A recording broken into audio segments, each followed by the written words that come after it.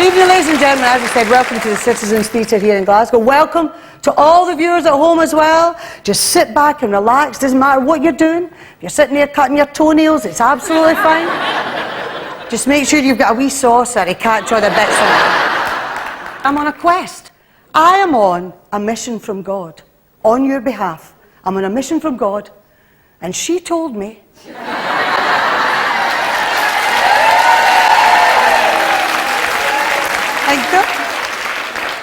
Or Aretha, as she allows me to call her.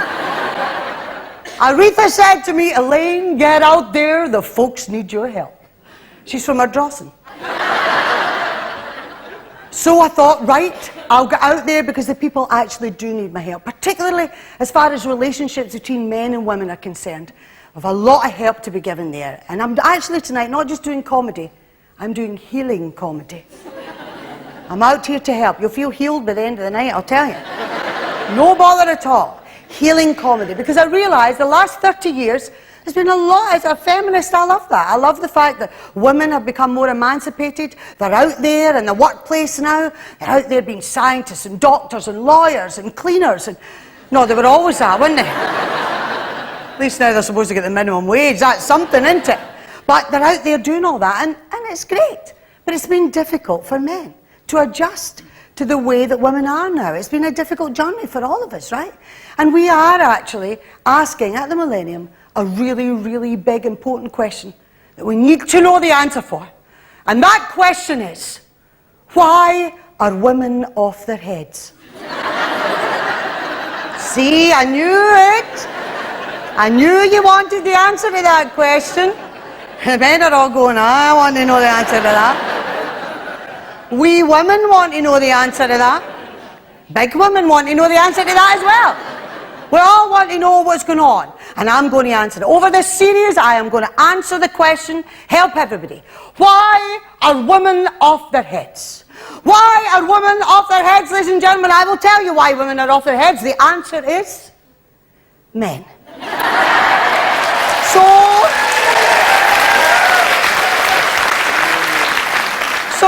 it's been a short series, I'll grant you that, ladies and gentlemen, but thankfully, no. We're going to get rid of that. I'm not going to be that flippant. I want all the men in the audience here to feel comfortable and relaxed. Uncross your legs, it's okay. I want all the men here, all the men at home, all 7 of you. I want you all to be sitting there going, no, don't worry. We're not going to be bad to you. Would we be bad to you?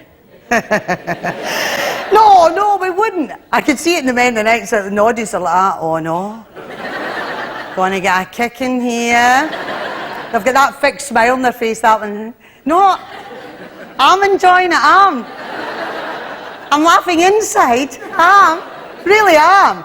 Don't you worry, because tonight is not about blaming men at all. This is about explaining things. And it is also about women taking responsibility for some of the weirder aspects of our own behaviour, right?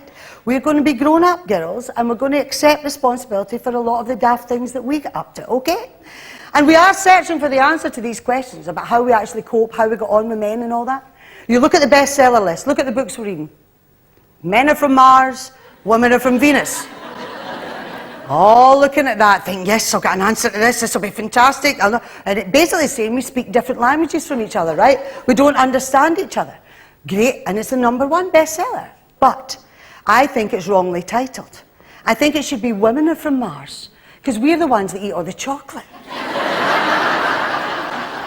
Women are from Mars, men are from penis. Much better title. That would sell. I've got it wrong. Now, there's another book as well. I don't know whether you've read that. You won't have seen it, I don't think. It's called Why Men Are Arses. Have you read that? No. No, you won't have read that, because I'm writing it. It's actually just called A Bunch of Arses. It's just going to be a list of names and a picture of Peter Stringfellow right in the front. Prize arse. Right. He's there. So they're the books we're reading, we should be reading, but there's another book, I don't know whether you've read this or not, fantastic book, by a guy called Alan Pease and his wife Barbara. It's called Why Men Don't Listen and Why Women Can't Read Maps. Now here we start, girls, accepting a wee bit of responsibility for the things we're not very good at, right? Map reading, not very high on the good things we do list, is it? No, no, no. Now I know there'll be a few girl guides in here tonight going, I'm actually bloody marvellous at map reading. I've got 6 badges in orienteering. Well, okay. But we're talking, this book deals in general trends and generally the behaviour, different behaviour of men and women, right? Now, I actually have to admit, I haven't been very good in the map reading front, right? But I've got a wee bit better of late. Hey, I found the IKEA store in Edinburgh. Hey. But see, that was all to do with motivation. Because you can buy stuff at the end of that. You can find it no bother. Well, when I say I found it no bother, I found it after I went into the garage and the guy told me the way. I mean, I don't get that. How can we miss it? And men miss it as well.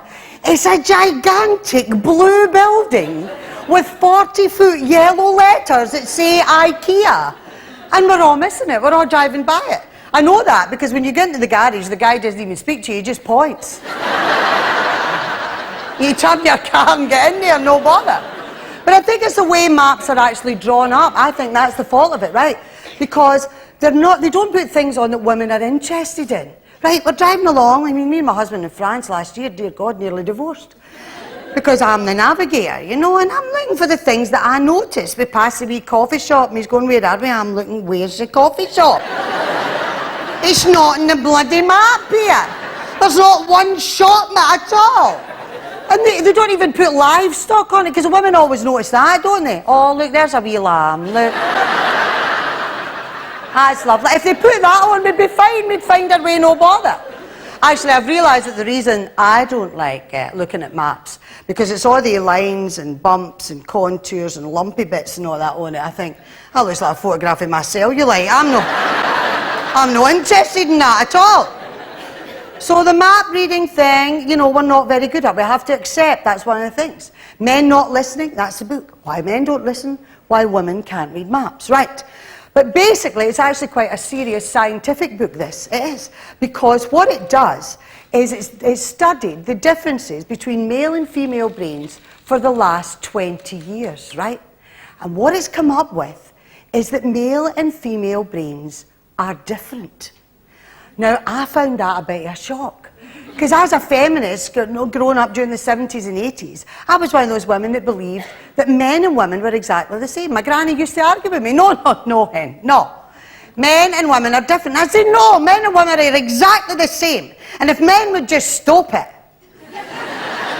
you know, stop it, then we'd all go on brilliantly. But no, according to this book, we are actually intrinsically different. Our thought patterns are different. Basically, the wiring in here is totally different, right? And that's what makes us respond to different situations in completely different ways. Now, that is a big revelation for a lot of us. A big revelation. When you actually look at it and think, actually, it's one of my favourite bits right at the beginning of the book. It tells one of the main differences, physical differences between male and female brains, right? Women, according to these studies, have 2 speech receptors, 1 at each side of the brain, right? Men only have 1. And that is why when a woman has a stroke, she can still talk. I love that.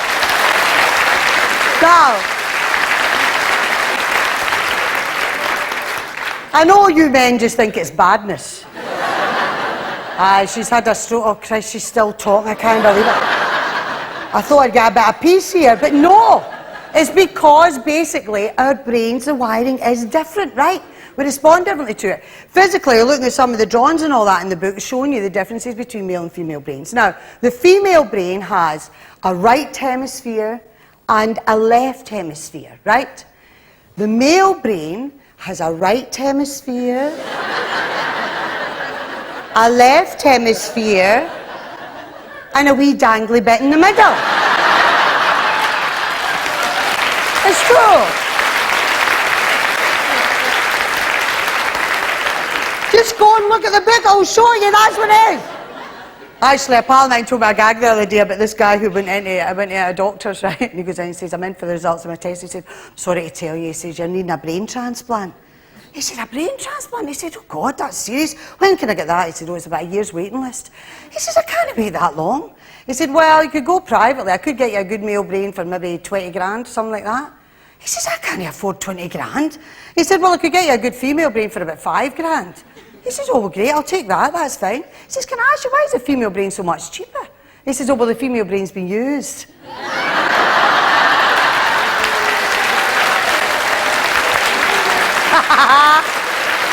I love it. That gag totally divides the audience up. Because the women are all like, yeah, dancer, yeah. And the men are all, I don't think that's particularly funny. In fact, I think that's sexist, if you don't mind me saying. Well, tough.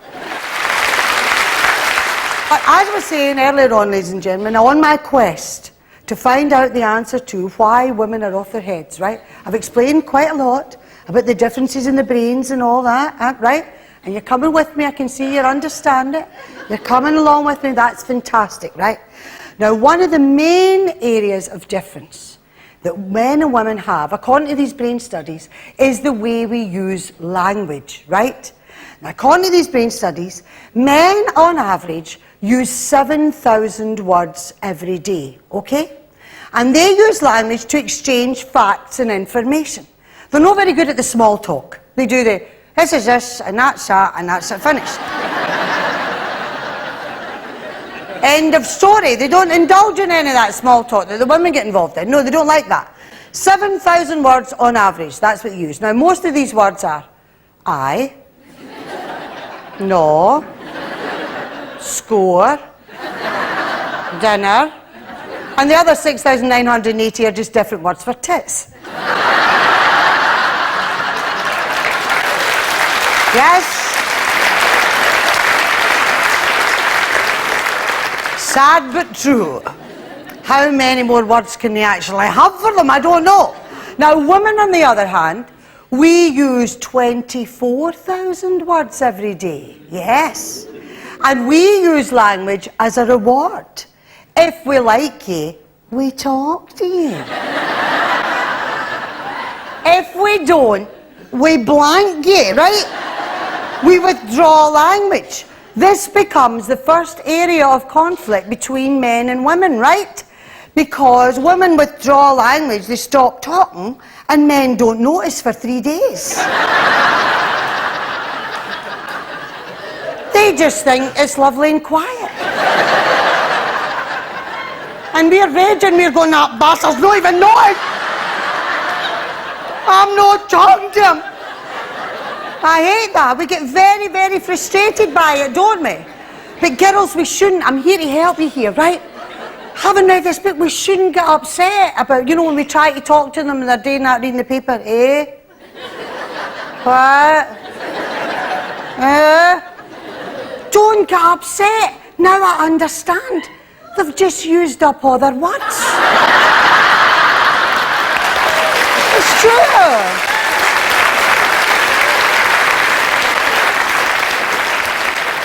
They've got to the 7,000 and that's it. They've got no more. But we get very frustrated with that. Now, here's another thing. I'm going to help you girls to understand. See, when a man says he's going for a quiet pint, he is going for a quiet pint. He's not disco dancing around the bar and snogging the face off people the way we are. No. He's actually going for a quiet pint. It would not be unusual to walk into any bar in this city this evening. You could walk in there, see 3 guys standing there, all with their pints, one of them maybe no saying for 2 hours. He's having the time of his life.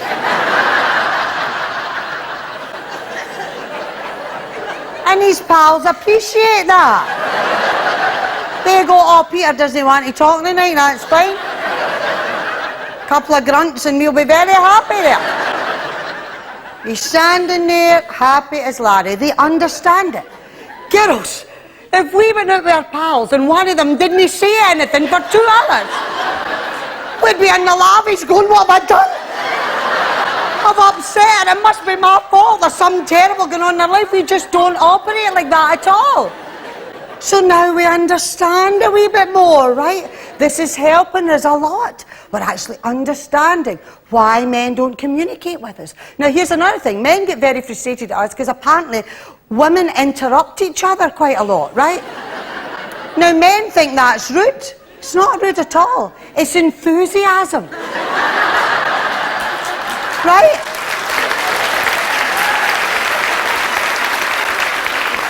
We get overexcited, right? So when your pal says, oh, I went to see that film last night, it was fantastic, it had Harrison Ford, you go, oh, I love him, he's fantastic, isn't he? And then you all jump in, you start talking. Men don't like that at all. Because men do the, I speak, you speak. I speak, you speak, turn about. They don't interrupt each other. But they think we're being a wee bit rude and all that, right? But we're not at all. Now, it is difficult for women, I have to say, because we do have 24,000 words to use up every day, right? It's a wee bit easier on men now when women come home for their work, because if they're working all day, they're using up quite a lot of their words, right? So you don't get that as soon as you come in the door quite as much. They're sitting there with the paper going, what? As well. But I have to tell you guys, if she's been in the house all day with 2 kids under 3, she's maybe only used 30 words.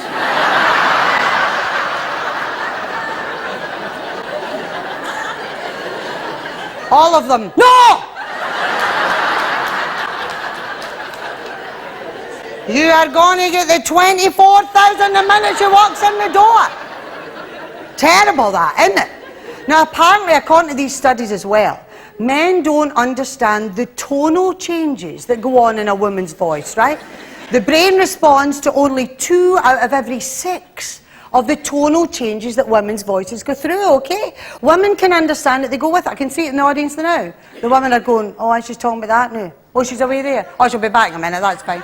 Oh, no, she's off to that, but that's fine. The guys are all like that. What?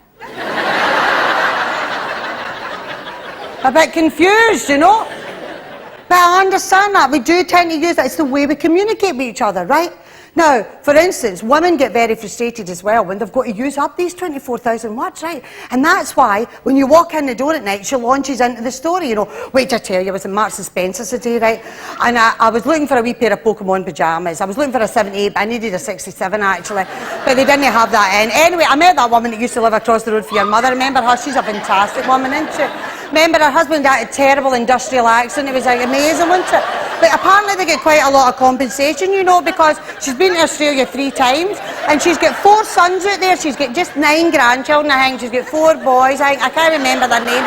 Anyway, I met her and it was lovely talking to her. I went down to the food hall and I was looking for that chicken tandoori stuff that you like, but only the low fat, and I know you wouldn't want it. And do you know when I come back up the stairs, I was looking and I saw it again. The guys are like, what?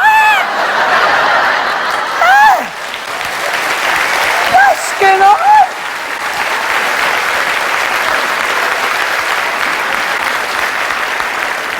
I've got a twitch and all that going, hey, where are the facts and information here? Guys, don't worry. There are none. We're just talking because we like you.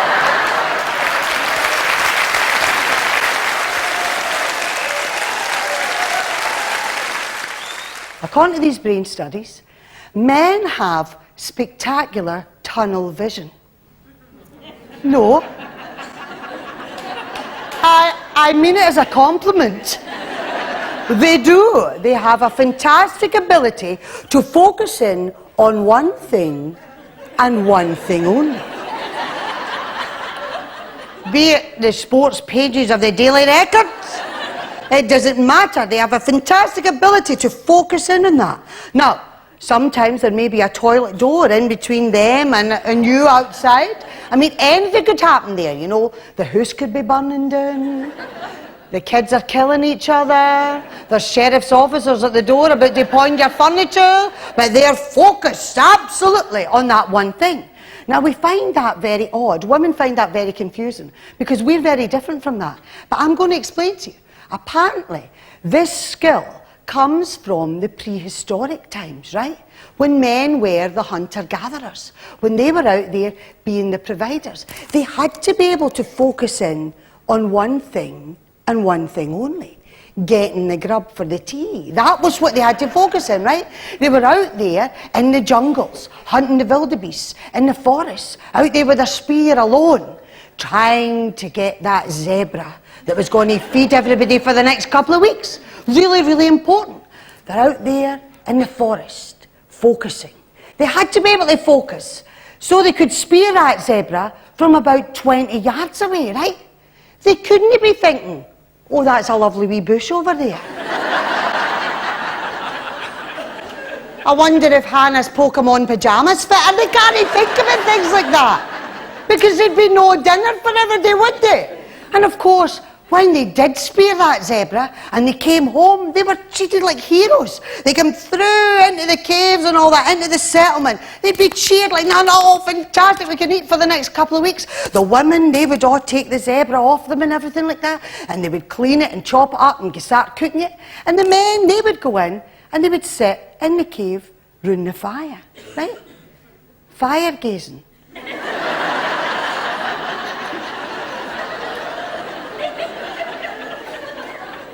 Now, you can see that nowadays in men, can't you? Now you know where it comes from. Except now they've got that look, but with a remote control in their hand, you know. But that was the reward after their hard day's toil. They came in and they sat down. That's why they still do it now, sitting there, quite the thing. And they were rewarded by it. Well, they were rewarded. That was until us women started badgering them to take the bin bags, you know, full of zebra bones round to the front of the cave. Because even in those days, they didn't actually know when the bin needed emptied. That's for the prehistoric times as well, isn't it?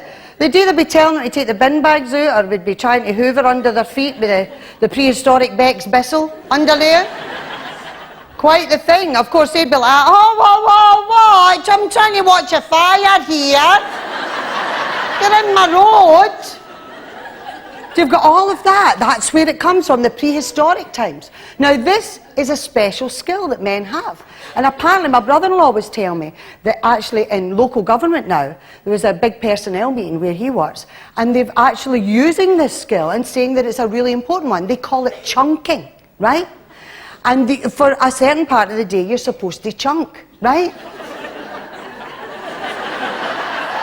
I'm not even going there, this is a family show, right?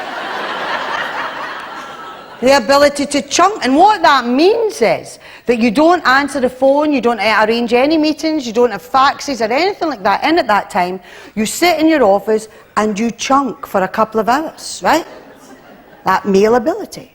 We call it skiving. But the personnel people, they call it chunking, right? That's what they do. Now, it's a really, really special skill that they've got, right? Women, on the other hand, we have a different type of vision, right? We have fantastic peripheral vision, which means we can see lots of things all at the one time. Men can't do that at all. They're fascinated by that skill that we've got, right? And that, again, comes from the prehistoric times. When the men were out spearing the zebras, right, we were back in the settlement, and we had to be more social. We had to get on with the other women, because we all sort of lived together, right? And there was always hundreds of kids running about and all that. We had to stop them tormenting the wildebeests and everything, because that could be a bad thing. There's all that. We had to watch for invaders, intruders, people coming in and maybe doing something terrible to them, running after your wains or something. Watch out for wild animals, doing stuff like that. So we developed this fantastic skill. Now, men really don't understand. They don't believe we can do it. I mean, my husband, he watches me, and I can be making the dinner on the phone, shouting at the wains and reading the paper all at the one time. He's fascinated with that. I mean, but I can't believe that he doesn't have those skills. I mean, I go in and I try to talk to him when he's on the phone, he's like...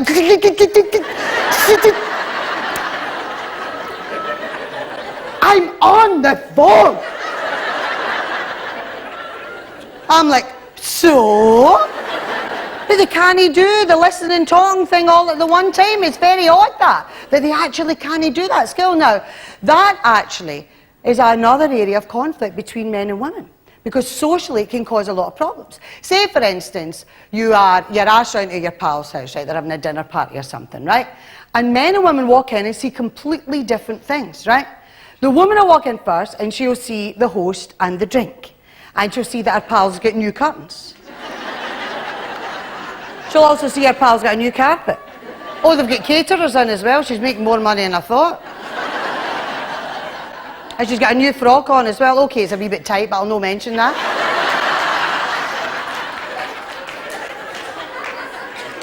She goes round the room and surveys everything, takes it all in. She sees everybody enjoying themselves and all that, and then she gets to her pal, Betty, who's steaming, who's hanging all over Kate's husband. She's over him like a rash, you know, trying to chat him up and all that, and he's actually quite enjoying it. She takes the whole situation in. No, but her guy, her partner, he walks in, he sees the host and the drink. That's it. And that's why you have that fight on the way home. You know, when you're walking home and you turn and say, did you see Betty? Did you see the stairs? She was steaming. She was all over Kate's husband like a rash. Did you see it? And he goes, was Betty there?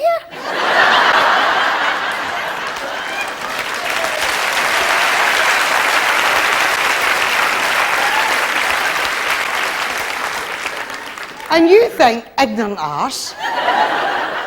And he thinks, nosy bitch. Totally separate in the way you react to that. It's strange, isn't it? But I was trying to work out what it must be like to see like a guy, right? When I was reading all this, I thought, well, if they actually see things completely differently, maybe for me what I would have to do is imagine that their vision is like a kaleidoscope, you know? It's a bit like that. And they can only see one thing and it goes all fuzzy around the end like a kaleidoscope, right? And they do all that all the time. And that would account for that discussion, let's call it that you have, you know, about the butter, when he shouts for the kitchen, where's the butter? And you say, in the fridge, second shelf, right at the front. No, it's not. Yes, it is. I put it there about 10 minutes ago. Somebody must have moved it. Eventually you've got to get up, go into the kitchen, you open the fridge and there it is, second shelf right at the front. I thought, that's it, it must be the kaleidoscope.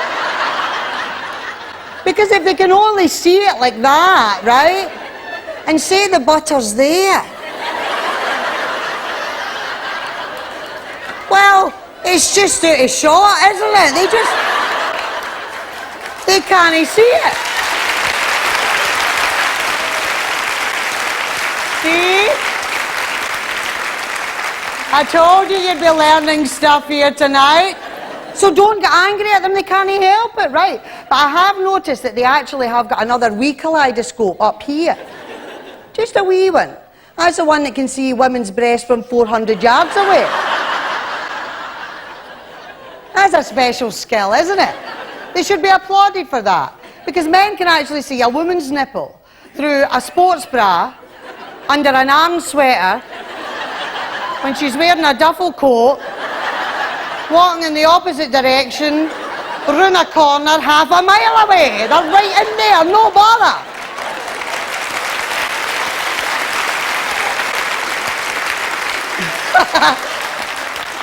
It's a wee homing device, I think. But I hear I've come up with an invention. Maybe that's what we should do.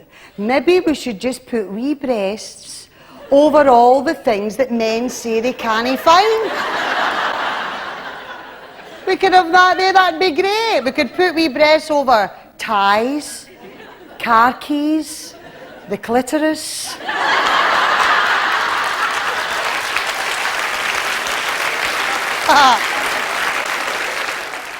Some of the men in the audience tonight and the men at home might be feeling a wee bit under threat because of the stuff I was doing earlier about men and women. And I think it's about time that we actually also looked, I want you to be aware and feel good about the fact that women are actually going to be taking a wee bit of the blame tonight as well, okay?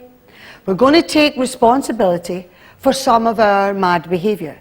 which may explain why women are off their heads, right? Okay? It'll help us understand. Because some of you may be going, well, not that off their heads. Well, I would just like to draw your attention to some of the more bizarre aspects of female behaviour, right? We do have special skills, right? The first one is the ability to cry at the drop of a hat. Now, I don't mean sitting watching the television and big world events are that happening and tragedies. No, no, no. I mean the fact that we burst out greeting when some wee woman wins a fridge on Wheel of Fortune. I mean, we're deeply moved with that. We're going, that's fantastic. See, that wee woman really needed that fridge, so she didn't. Look, she's got it now. And your wains are looking at you like, what? You don't even know her, Mum. You don't know her, but you're deeply moved by it. Where does that come from? A special skill. Now, we also do it in something like Stars in Your Eyes. I've done it myself. You know, some wee lassie dressed as Patsy Cline on there, singing crazy. We're like, we're not only greeting, we're phoning up, voting for her. Oh, she's fantastic, so yeah. Crazy, yeah, crazy. Oh, my mother loved that, so she did. I'm phoning up there. Stars in Their Eyes, what's that? It's a great programme, I love it. Did you see the guy from Glasgow, that guy that won is Freddie Mercury? Wasn't he fantastic? Absolutely brilliant. I mean, he sounded so like Freddie Mercury. I mean, he looked like Charlie Chaplin, but, you know. He didn't. No offence intended, but he didn't actually look like Freddie Mercury, but he sounded like him, and that was important, right? There is another thing, female mad behaviour, right? Now, I think this comes from the peripheral vision thing I was talking about earlier on, right? And that is that ability to do lots of things all at the one time. And because we've got that ability, we seem to be trying to do lots of things all at the one time. We're trying to be wives and mothers. We're also out there, no content with that, you know, we're actually out there now trying to spear a zebra ourselves, aren't we? And what are they doing? Chunking. And fire gazing, right? And we're out there trying to do it all. Wives, mothers, careers. Not only that, what else are we doing to ourselves? We're trying to fit in 5 kickboxing classes every week. We're trying to run a marathon every 3 weeks as well. We're in our bed at night sleeping with the old thigh master. Oh ho! I'll have thin thighs by Saturday. The old thigh mastery. I quite enjoy that, actually. The thigh mastery. Well, that's what I call my husband. It's a private joke, that, you know. We do that, we're trying to do all of these things, right? We're trying to be wives, mothers, careers, do all the exercise programmes, everything, and we're trying to do it on 2 lean cuisines and a banana. What are we doing here? So we're trying to blame men. It's not men, we do it to ourselves. It's us women judging each other and all that, forcing us into this perfect image of what we're supposed to be. But there's another aspect of our behaviour, and it's women of a certain age, right? Maybe a few in here tonight. I think there are, because I can feel the heat. Sweating. And a wee bit swelt. Sitting out there, I can feel it. Menopausal women, right? When you watch a group of menopausal women, you understand why we were burned as witches. All those years ago. Because they have spooky, spooky special skills. They have the ability to speak to each other without finishing their sentences, and the other one knows what they were going to say. You've seen it, the women that do that. Margaret, did you see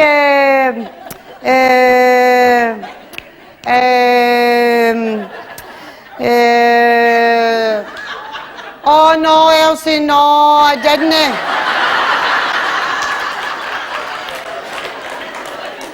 But I think he was in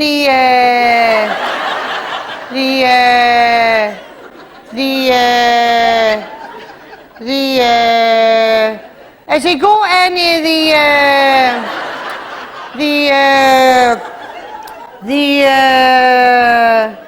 No, but he's got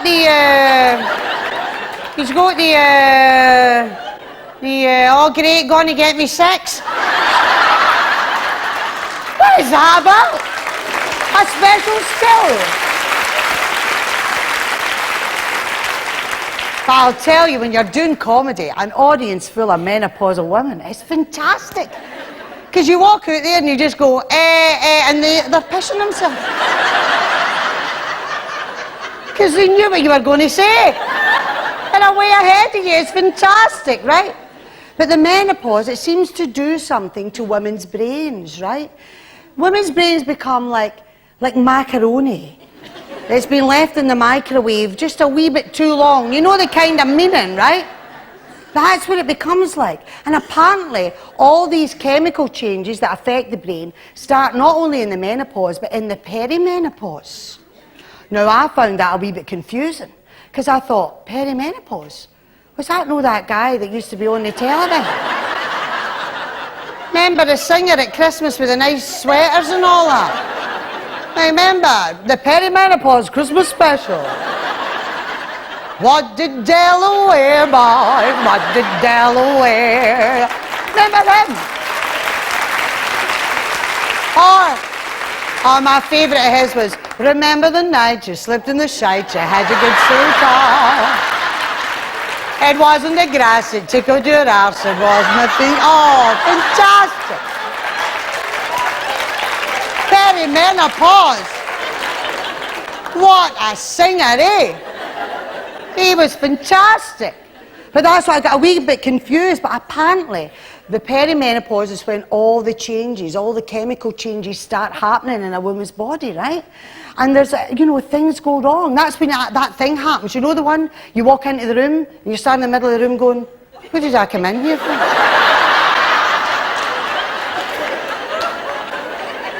I said, starting, girls. I said, first sign. But there's a cure. I've discovered a cure. It's called ginkgo. Have you seen it? In the health food shops and all that. It's a herb, apparently, ginkgo. And apparently what it does is increase the blood supply into the brain, right? And that helps, actually increases the blood supply all over the body. And nooks and crannies that haven't seen much action for many a year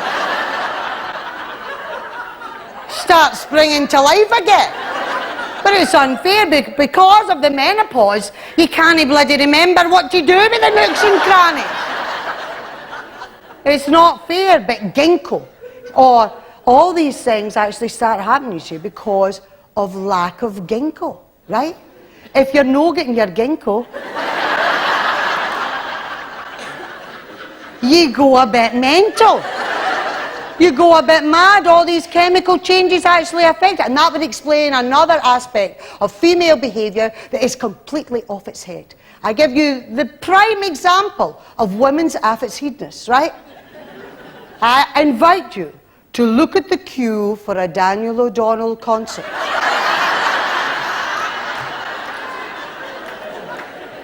Ginkgoless.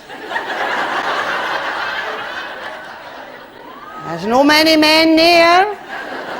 A few guys in anoraks that smell a wee bit, Trying to get in touch with their female side. I don't understand it. I don't know why this is. What is it about Daniel? Nice guy and all that? I mean, what's the appeal to a certain age group of women? Is it because he looks like a nice guy? Is it because he looks like a priest? I don't know. Is it because you get to pay lots of money and he brings you a cup of tea for his house or something like that? I should start that. He looks like a guy that's never had a dirty thought in his life, doesn't he? That's what for. Anyway, enough of Daniel. But the whole point of what I'm trying to say now, right? The whole point, what I'm actually meaning to say is...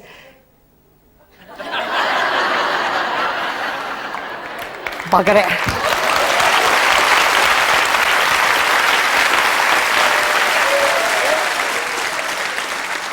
But there's another thing, and it was brought to my attention. I got a letter this week from my Auntie Maureen, right? And she says, I've been watching Elaine. I would just like to say here now that I'm going along with your wee thesis there, Hen. She said, but you have missed out one very important thing, and that is hormones. They can drive a woman completely off her head. And I thought, you know, my Auntie Maureen is actually right, and I think I should talk about that for a wee while, actually. It's very important. So I'm here tonight to put the hormones back into this debate, okay? Think of it as hormone replacement therapy. Without the patches. And the moustache that comes after. Oh, no, don't even think about that at the moment. We'll come to that later on, okay? Now, it's difficult, it's very difficult for men to understand, and I'm here to help men. I'm here to help you understand what happens to women during our 4-weekly cycle, okay? I'm going to give you a wee guide and everything. I'm actually here to help. It's very difficult because men get very confused by our behaviour over the 4-weekly cycle, don't they? And the weird thing is, they think that we know what's going on. And we don't. It just sort of creeps up on us, but they think we've got... But I've actually looked at it and thought I should come up with a guide to help men sitting at home now going, I actually need to do that when they've got a wife that's completely off her head. Right. It's very, very important that we get that message across. But I will give you a hint, guys, right from the beginning. I will say, at no time during the 4-weekly cycle, okay, this is something you should really take as a general point. At no time should the answer to the question, does my arse look big in these trousers?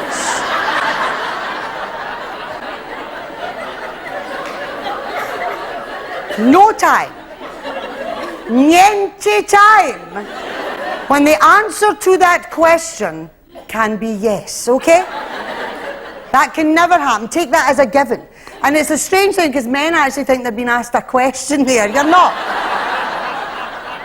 You're not. It's just a straight response. No, you look lovely, darling. That's it. End of story. But men get confused, as do we, because over the 4-weekly cycle, right, things can change. And when I talk about the 4-weekly cycle, I don't mean the exercise bike that you bought and used for a month, right?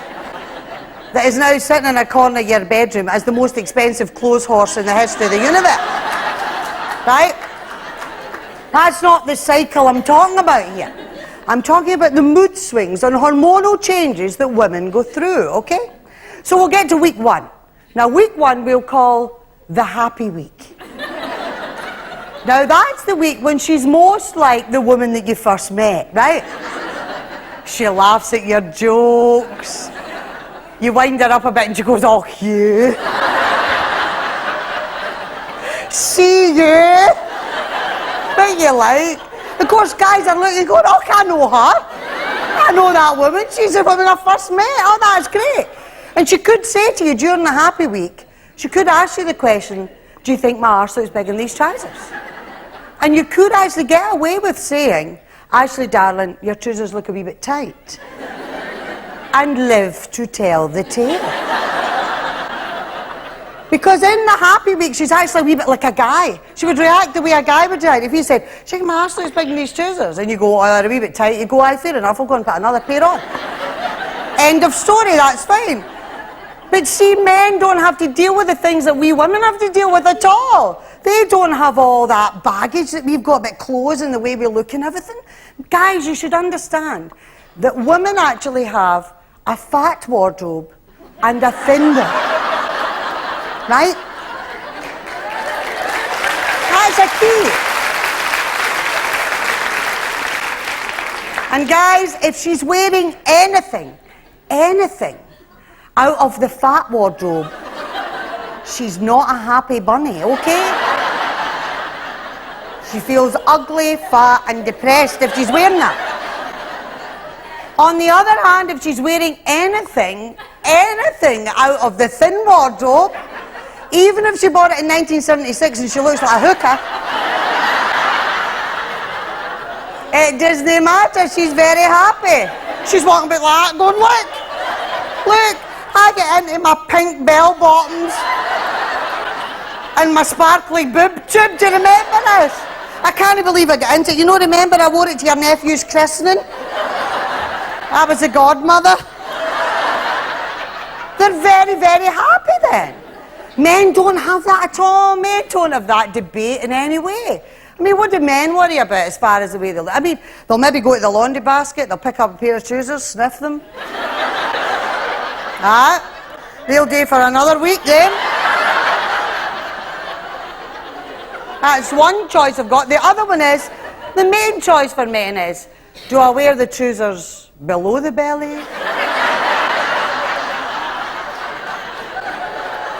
Or above the belly? European American. I mean, that's their choice.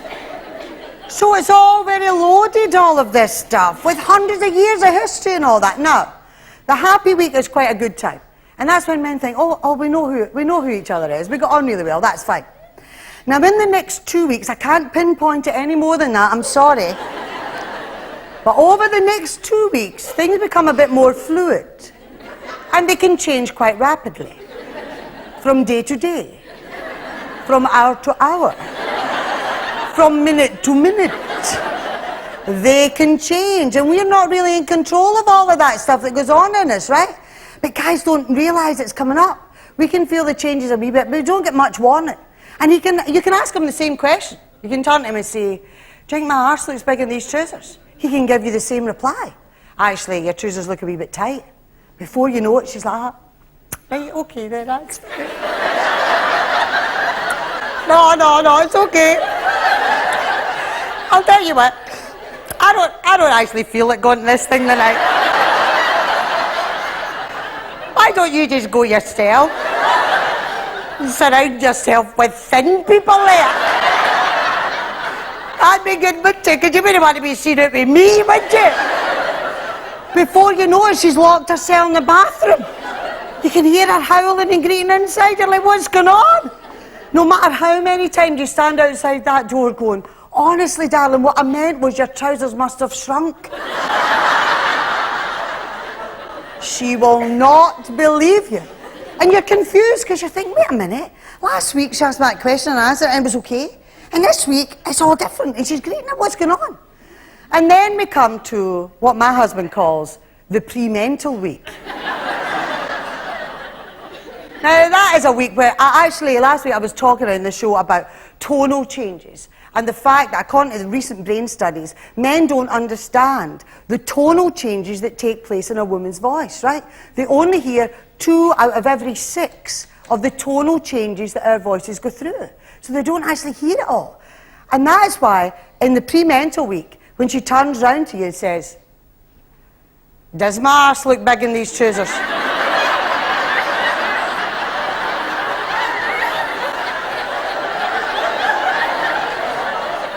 Does it? He thinks he's been asked the same question. Now, any woman would hear that and go, oh, son, oh, don't go near that, stay away. You'll never win this one. Just say, you look gorgeous, darling, that's it. But no, yous are innocents. You're innocent men. You walk right into it, you try to answer the question, which says, does my arse look big in these trousers? You're like that. Well, actually, before you know it, she's got you by the throat in an accident, man. Gone, you bastard.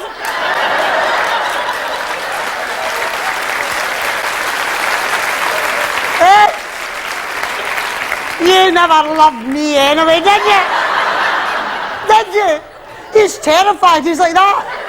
He's waiting in her head spinning round. The vomit coming out. He's going, who's this? I've married exorcist woman. He's like that, look at you pleading, going, where's the nice lady? When's the nice lady going to come back? He's absolutely terrified. My God, if he's a proddy, he's wishing he was a Catholic. So that he could send for a priest. If he's a Catholic, he's wishing he was a proddy so he could get a quickie divorce. He doesn't know what's going on. He's terrified, the poor soul. Well, this, I have to say, guys, it's a terrible thing, but you should realise that during the pre-mental week, a man's house is no longer his home. It's a shack in the middle of nowhere, and the only occupant is a formerly attractive woman who is now strangely bloated. I realise, actually, that's where Stephen King got all the inspiration for Misery, actually. His wife must have been in the pre-mental week before he got Kathy Bates in, that's it. And all I'd like to say to the men here is, it's a sin for you, isn't it? Tough.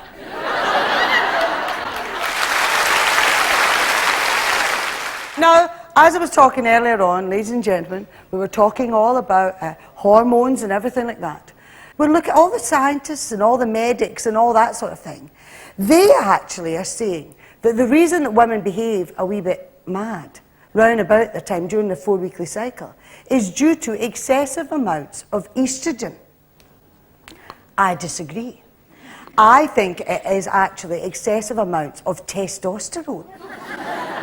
Because we become like violent guys, don't we? We don't actually behave like women at all. And I think that that would actually explain the car rage thing that we get into, right? All that car rage. Because you can be driving along the other 3 weeks of the month, it's all in the pre-mental week, it seems to be. Driving along the motorway, no bother, you're just driving along there. And you always see that wee guy, don't you, in the Ford Fiesta, with the baseball cap on back to front. You know that guy? That comes up behind you in the motorway and flashes you, so he can move up one car space, you know. He's always got the music on, this boom, boom as well. Drives you crazy. And, or the worse than that, there's Mondeo Man. You met him? The guy in the Mondeo with the jacket hanging up in the back of the car. He's on the mobile phone all the time, driving with one hand. Flashes you so he can move as well, but he's going, move on, you effing move out the way. It's all that aggression coming. Now, during the other 3 weeks of the month, these guys will pass you and you think, oh, look at them idiots. I'm just going to pull over and let them overtake me, it's fine. Of course, during the pre-mental week, they flash you once, you're out the window going, arsehole! You don't know what happened. It's a chemical reaction, isn't it? It just happens, you're out the window before you know it. You're chasing them up the motorway.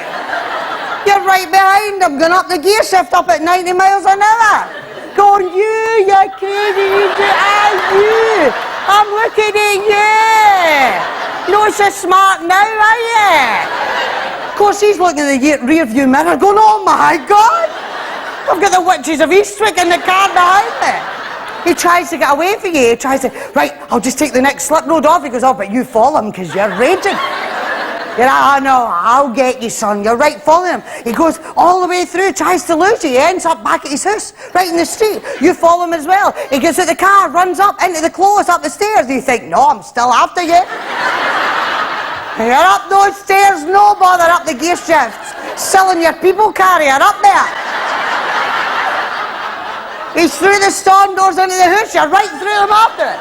You've got him pinned against the sideboard there and going, no, so smart now, are you? No, you're not. Where does that rage come from? Because that's what you want to do. You want him dead. And you want it now. It's a very strange thing, all this madness. Right, now, apparently as well, what affects all this madness and the testosterone levels and all that sort of thing is genetics. The scientists say genetics. And we all know that madness is hereditary. It is. You get it for your kids. You do.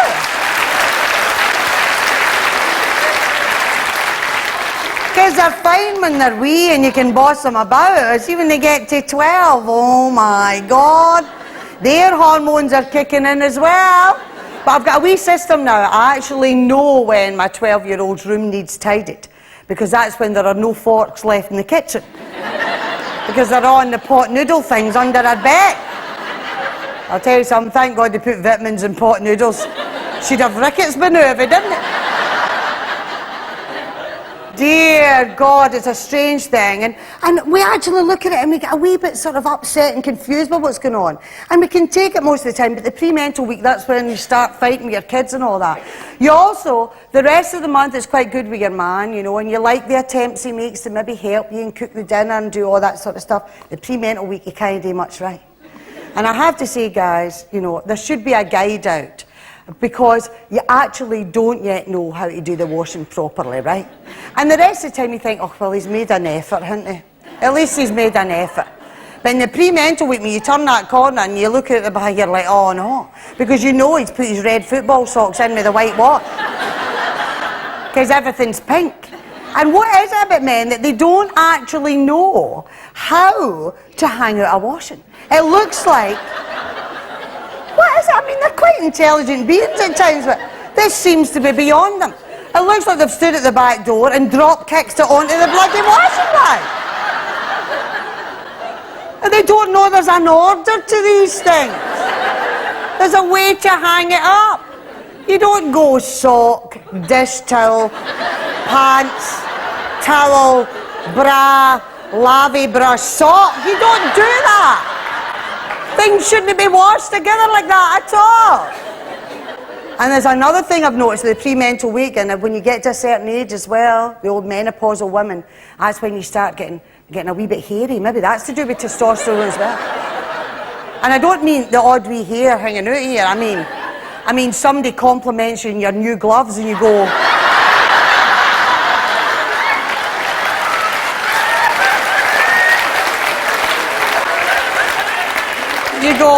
I'm not actually wearing gloves. It's very distressing, that. And so you start having to go to the beautician to get waxing and all that done. I have to tell you though, waxing, that must have been invented during the Spanish Inquisition. Last time I went, I asked for an epidural. I'm not going back to get my legs waxed until they do that. Epidural on the premises, that should be out there. Oh, nightmare. I'll tell you something. See if men had to remove their unwanted hair by waxing, the world would be one global ZZ Top convention. They'd have beards out of here. Forget it. But in talking all about my hormones and everything like that tonight, our hormones, it is healing comedy. You feel healed now, yes? See? You're understanding a lot more here, I know that. And talking about that, I suppose I should do a wee exercise, a wee thing I like to do when I've been talking about the 4-weekly cycle and everything. Now look at me and I'd just like to ask you, what week do you think I'm on the now? No, come on. I mean, Jay, come on. I asked you a question. For God's sake. Sorry. That's my happy week. Thank you very much.